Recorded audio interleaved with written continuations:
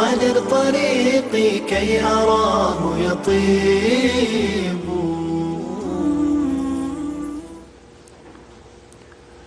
بسم الله الرحمن الرحيم الحمد لله رب العالمين وصلى الله وسلم على نبينا محمد وعلى آله وصحابته ومن تبعهم بإحسان إلى يوم الدين أما بعد فالسلام عليكم ورحمة الله وبركاته. Dans le cours précédent, nous avions commencé à parler des choses à faire pour être aimé par Allah. Nous avions évoqué la piété, le fait de suivre le prophète Mohammed sallallahu alayhi wa sallam. Nous avions évoqué également al-ihsan et l'endurance. Aujourd'hui, nous allons évoquer d'autres choses à faire pour être aimé par Allah. Et la première de ces choses est le repentir. Allah dit dans le Coran, Inna Allaha yuhibbu at-tawwabin. Allah aime ceux qui se repentent beaucoup. Et donc, le repentir, qu'est-ce que c'est? Le repentir, c'est abandonner la désobéissance à Allah et revenir vers l'obéissance à Allah. Abandonner la désobéissance à Allah et revenir vers l'obéissance à Allah. Le repentir a trois conditions. La première, regretter. La deuxième, arrêter. Arrêter le péché. La troisième, l'intention, la ferme intention de ne pas recommencer. Et c'est une chose qu'on a déjà expliquée, mais c'est important de le citer et de mettre l'accent sur cette chose-là.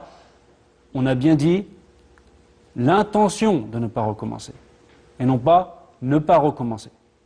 Il se peut qu'une personne se repente sincèrement et que malgré tout, par faiblesse, retombe dans le même péché. Et alors, si elle se repent encore une nouvelle fois de ce même péché, si elle se repent sincèrement, Allah acceptera son repentir. Donc, c'est vraiment l'intention de ne pas recommencer. On peut aussi rajouter deux autres conditions. La sincérité. La sincérité, c'est une condition pour chaque œuvre. Chaque bonne œuvre que le croyant fait doit être conditionnée par la sincérité. Quand le croyant fait une bonne œuvre, il faut qu'il soit sincère. Il faut qu'il fasse cette bonne œuvre pour Allah exclusivement. Et la cinquième condition, c'est le fait que le repentir doit être fait avant de mourir et avant que le soleil se lève de son coucher. Allah dit dans le Coran, وَلَيْسَتِ التَّوْبَةُ لِلَّذِينَ يَعْمَلُونَ السَّيِّئَاتِ حَتَّى إِذَا حَضَرَ أَحَدَهُمُ الْمَوْتُ قَالَ إِنِّي تُبْتُ الْآنَ. Mais le repentir n'est point destiné à ceux qui font de mauvaises actions jusqu'au moment où la mort se présente à l'un d'eux et qui s'écrie « Certes, je me repens maintenant ». وعن أبي هريرة رضي الله عنه قال قال رسول الله صلى الله عليه وسلم من تاب قبل أن تطلع الشمس من مغربها تاب الله عليه. Ça c'est rapporté par Muslim. Quiconque se repent avant que le soleil ne se lève de son couchant, Allah accepte son repentir. Donc le fait que le soleil se lève de son couchant, ça c'est un grand signe de la fin des temps. Quand cela se produira, celui qui verra cette chose-là, vivant, et qui voudra se repentir, à ce moment-là, le repentir ne sera pas accepté. En attendant, quand une personne est vivante et qu'elle veut se repentir, Allah accepte son repentir. Par contre, quand la mort vient, quand la personne est confrontée à l'au-delà, voit l'au-delà, quand l'âme arrive jusqu'ici et que la personne, croire n'est plus un choix, puisqu'elle voit les choses de l'au-delà, à ce moment-là, le repentir n'est pas accepté. Et donc, c'est très important de comprendre cette chose-là. Quiconque se repent, Allah accepte son repentir. Évidemment, si son repentir est sincère. Allah dit dans le Coran, قُلْ يَا عِبَادِيَ الَّذِينَ أَسْرَفُوا عَلَى أَنفُسِهِمْ لَا تَقْنَطُوا مِنْ رَحْمَةِ اللَّهِ إِنَّ اللَّهَ يَغْفِرُ الذُّنُوبَ جَمِيعًا إِنَّهُ هُوَ الْغَفُورُ الرَّحِيمُ. Allah ordonne au prophète Mohammed sallallahu alayhi wa sallam de transmettre aux gens un message. À savoir que Allah dit, ô mes serviteurs qui avaient été très injustes, asrafu ala anfusihim, très injustes contre vous-même. Ne désespérez pas de la miséricorde d'Allah. Allah pardonne absolument tous les péchés. Certes, c'est lui le très pardonneur et le très miséricordieux. Donc une personne qui a fait énormément de mal ne doit jamais désespérer de la miséricorde d'Allah et toujours se rappeler qu'Allah pardonne les péchés. Et qui évite les péchés? Personne n'évite les péchés. Personne n'évite les péchés. Il ne faut pas écouter Shaitan qui vient et qui dit « Ça y est, toi t'es fini, t'as trop fait de péché. Toi tu penses qu'Allah il va te pardonner ?» Bien sûr, Allah il pardonne. Allah pardonne, Allah accepte le repentir. Non. Et dans Sahih Muslim, donc un hadith authentique d'après Abu Sa'id al-Khudri radiyallahu anhu, le prophète sallallahu alayhi wa sallam nous dit, ou nous rapporte l'histoire d'un homme. Écoutez bien cette histoire. Un homme, parmi ceux qui vous ont précédé, avait tué 99 personnes. Et il se renseigna au sujet du plus grand savant sur terre. On lui indiqua un moine et il se rendit auprès de lui. L'homme informa le moine qu'il avait tué 99 personnes et demanda s'il pouvait se repentir. « Non » répondit le moine. Alors il le tua, atteignant ainsi sa 100e victime. Puis il se renseigna au sujet du plus grand savant sur terre et on lui indiqua un érudit, un savant. L'homme évoqua qu'il avait tué 99 personnes et voulait savoir s'il pouvait se repentir. L'érudit répondit « Oui, et qui donc pourrait s'interposer entre lui et le repentir? Rends-toi donc dans tel pays. Il s'y trouve des gens qui adorent Allah. Adore Allah avec eux et ne reviens pas dans ta terre car c'est une terre malfaisante. » L'homme se mit en route, mais à mi-chemin, la mort vint à lui. Les anges de la miséricorde et ceux du châtiment se le disputèrent alors. Les anges de la miséricorde affirmèrent, il est venu repentant, le cœur tourné vers Allah. Les anges du châtiment répliquèrent, il n'a jamais fait de bien. C'est alors qu'un ange, sous forme humaine, vint les trouver et ils en firent leur arbitre. Il proposa, mesurez la distance entre les deux terres. Il appartiendra à celle dont il est le plus proche. Ils prirent les mesures et constatèrent qu'il était plus proche de la terre où il désirait se rendre. Ce sont donc les anges de la miséricorde qui le saisirent. Donc Allah lui a pardonné. Il est revenu repentant vers Allah. Il est revenu repentant vers Allah après avoir fait ces choses horribles. Et Allah a accepté son repentir. Donc il ne faut pas désespérer de la miséricorde d'Allah. Cette parole, elle est bonne pour chacun d'entre nous, pour absolument chacun d'entre nous. Il ne faut jamais désespérer de la miséricorde d'Allah. Ça ne signifie pas de se laisser aller dans les péchés et de se dire Allah pardonne et il n'y a pas de problème. Non, il faut faire des efforts dans l'adoration d'Allah. Le jour où on trébuche, le jour où on fait quelque chose de mal, le jour où on a passé je ne sais pas combien d'années dans le mal et qu'on veut revenir vers Allah, qu'on n'oublie jamais cette chose-là. Allah pardonne. Allah pardonne. Et même si on a été négligent pendant plein d'années, on n'oublie pas que le jour où on veut être sérieux et demander pardon, Allah pardonne. Ensuite, parmi les choses à faire pour être aimé par Allah, placer sa confiance en Allah. Allah dit dans le Coran, « Inna Allaha yuhibbul mutawakkilin » Allah aime ceux qui placent leur confiance en lui. Et donc, placer sa confiance est un acte d'adoration, du cœur. C'est un acte d'adoration du cœur. Donc une personne qui placerait sa confiance en un autre qu'Allah, c'est une personne qui aurait commis du shirk. Il faut faire attention à cette chose-là. Placer sa confiance en Allah, c'est un immense acte d'adoration. Allah a dit dans le Coran également, وَعَلَى اللَّهِ فَتَوَكَّلُوا إِن كُنْتُم مُؤْمِنِينَ.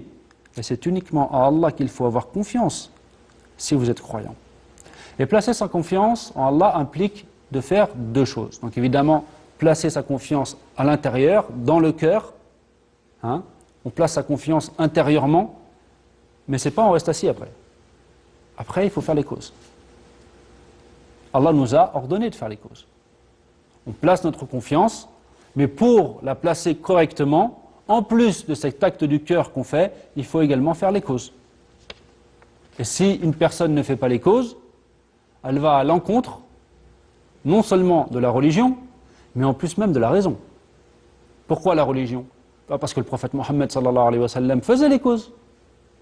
Le prophète Mohammed sallallahu alayhi wa sallam, par exemple, lorsqu'il est rentré à la Mecque, lors de la conquête de la Mecque, qu'est-ce qu'il portait sur sa tête?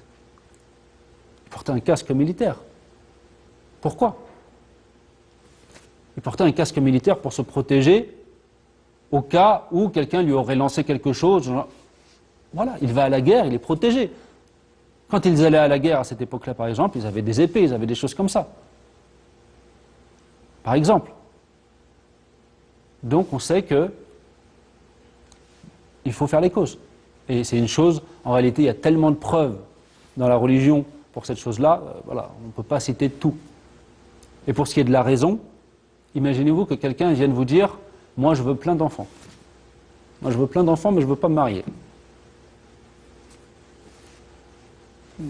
Les gens vont penser que c'est un fou. Les gens vont penser que c'est un fou. Une personne qui veut plein d'enfants, il faut qu'elle se marie. C'est normal. Une personne qui veut à manger et qui reste chez elle sans rien faire, qui ne bouge pas et qui dit « Moi, j'ai placé ma confiance en Allah, donc forcément, c'est comme ça qu'il faut faire. La subsistance, elle va venir, j'ai besoin de rien faire parce que placer sa confiance, c'est juste un acte du cœur. » Ça, c'est une mauvaise compréhension des choses. Ça, c'est une mauvaise compréhension des choses. Il faut bien le comprendre. Et à notre époque d'ailleurs, au sujet du fait de placer sa confiance, il y a une petite parenthèse que j'aimerais faire, qui est sur le fait que beaucoup de gens à notre époque ne se concentrent que sur les causes. Aujourd'hui, on voit vraiment un phénomène qui est que les gens ne parlent que des causes. La seule chose qui est importante pour certaines personnes, c'est les causes. Les causes, les causes, les causes, les causes. J'ai réussi, j'ai fait. En gros, voilà. Il n'y a que les causes. Non, le plus important, c'est de placer ta confiance en Allah. C'est de t'en remettre à Allah, de confier ton affaire à Allah. Ensuite, tu fais les causes. Tu ne te reposes pas sur les causes. Tu n'attends pas que ce soit les causes qu'il te donnent à manger. Tu n'attends pas que ce soit les causes qui te secourent. Tu attends le secours d'Allah, tu attends la subsistance d'Allah. Mais tu fais les causes par Allah, parce que Allah t'a ordonné de les faire. Aujourd'hui, à notre époque, c'est un peu l'inverse. Les gens oublient totalement Allah. Il y a des gens, ils oublient Allah. Et quand tu parles avec eux, pendant 1 heure, 1 heure et demie, tu n'entends que parler des causes. Taïb, subhanallah. Allah qui secourt, Allah qui donne la subsistance, qui donne à boire, Allah qui guérit, Allah qui répond aux invocations, le Seigneur de l'univers. On n'en parle pas. Donc la première chose à faire, c'est de concrétiser le tawhid, concrétiser l'unicité d'Allah dans notre cœur, de sorte que quand on a des besoins, on se tourne vers Allah, on place notre confiance en Allah. Ensuite, on fait les causes. Mais c'est pas on fait les causes en oubliant complètement Allah, et puis de temps en temps, on va faire un petit dora avec le cœur qui pense à autre chose. Non, c'est pas comme ça que c'est. Ça, c'est pas la façon correcte de placer sa confiance en Allah. Et la deuxième chose que j'aimerais évoquer, c'est qu'il ne faut pas confondre placer sa confiance en Allah et confier à quelqu'un le soin de faire quelque chose. Quand par exemple j'amène ma voiture au mécanicien, est-ce que je place ma confiance dans le mécanicien? Non. Ça rentre pas dans notre sujet. Ça, c'est confier à quelqu'un le soin de faire quelque chose à notre place. C'est autorisé dans la religion. Voilà. Par contre, je ne place pas ma confiance dans le mécanicien. D'accord? Donc ça, c'est important de le comprendre également. Parmi les choses à faire pour se rapprocher d'Allah, l'accomplissement des actes surérogatoires en plus des actes obligatoires. Donc dans Sahih al-Bukhari, en Abi Hurayrata radiyallahu anhu, قال رسول الله صلى الله عليه وسلم إن الله قال من عادى لي وليا فقد آذنته بالحرب وما تقرب إلي عبدي بشيء أحب إلي مما افترضته عليه وما يزال عبدي يتقرب إلي بالنوافل حتى أحبه فإذا أحببته كنت سمعه الذي يسمع به وبصره الذي يبصر به ويده التي يبطش بها ورجله التي يمشي بها ولئن سألني لأعطينه ولئن استعاذني لأعيذنه. Donc dans Sahih al-Bukhari, donc un hadith authentique, Abu Huraira radiyallahu anhu nous rapporte que le messager d'Allah sallallahu alayhi wa sallam a dit, Allah a dit, celui qui s'en prend à l'un de mes alliés, je lui déclare la guerre. Parmi tous les moyens que peut employer mon serviteur pour se rapprocher de moi, ce que j'aime le plus, c'est l'accomplissement des choses que je lui ai rendues obligatoires. Et mon serviteur ne cesse de se rapprocher de moi au moyen des œuvres surérogatoires jusqu'à ce que je l'aime. Et lorsque je l'aime, je suis l'ouïe avec laquelle il entend, la vue par laquelle il voit, la main par laquelle il saisit et le pied par laquelle il marche. S'il me demande quelque chose, je lui donne. Et s'il cherche refuge auprès de moi, je lui accorde refuge. Donc ça, ce hadith, il est magnifique. Subhanallah. Donc, la première chose à faire, la chose qu'Allah aime le plus, parmi tous les moyens qu'on a à notre disposition pour se rapprocher de lui, c'est quoi? C'est l'accomplissement des actes obligatoires. Ça, il faut bien le comprendre. Et quelle est la plus grande chose à faire? C'est l'adorer exclusivement. La sincérité dans les œuvres. La concrétisation de la ilaha illallah et la concrétisation de Muhammad Rasulullah. Une personne qui fait ses œuvres en vouant un culte exclusif à Allah. Elle n'adore pas un autre qu'Allah. Aucune de ses œuvres ne sont vouées à un autre qu'Allah. Toutes ses œuvres, tous ses actes d'adoration sont voués à Allah exclusivement, sans ostentation, sans vouloir la récompense des gens. Non, non, pour Allah exclusivement.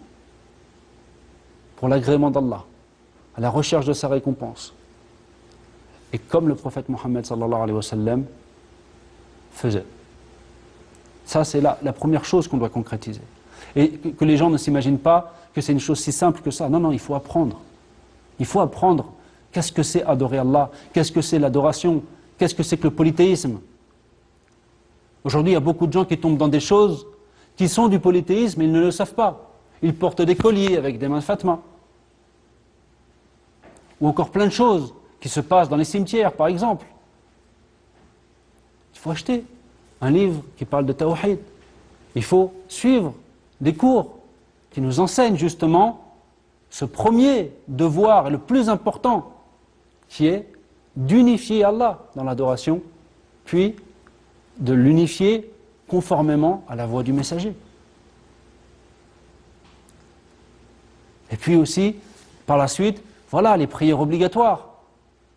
Ça, c'est la première chose. Par tous les moyens qu'on peut faire pour se rapprocher d'Allah, ce qu'Allah aime le plus, c'est quoi? C'est les choses qu'il nous a rendues obligatoires. Donc si tu pries toute la nuit, Masha'Allah alayk, tu pries toute la nuit, mais le fajr, tu ne le fais pas, c'est que tu n'as rien compris. C'est qu'il y a un problème. C'est qu'il y a un problème. Non, non. D'abord, on fait les choses obligatoires. Et ensuite, la personne, après avoir fait les choses obligatoires, elle se rapproche d'Allah. Elle ne cesse de se rapprocher d'Allah en faisant des actes surrogatoires. Elle apprend encore plus des choses qui lui seront profitables dans sa religion, qui lui augmenteront sa foi au paradis et à l'enfer, qui lui feront aimer encore plus Allah en apprenant ses noms et ses attributs. Elle fait des prières surrogatoires, elle fait des aumônes surrogatoires, jusqu'à ce qu'Allah aime cette personne. Et quand Allah aime cette personne, qu'est-ce qui se passe? Allahu Akbar. Allah te guide. Allah te protège. Tu ne regardes pas de haram. Tu n'écoutes pas de haram. Tu ne saisis rien de haram.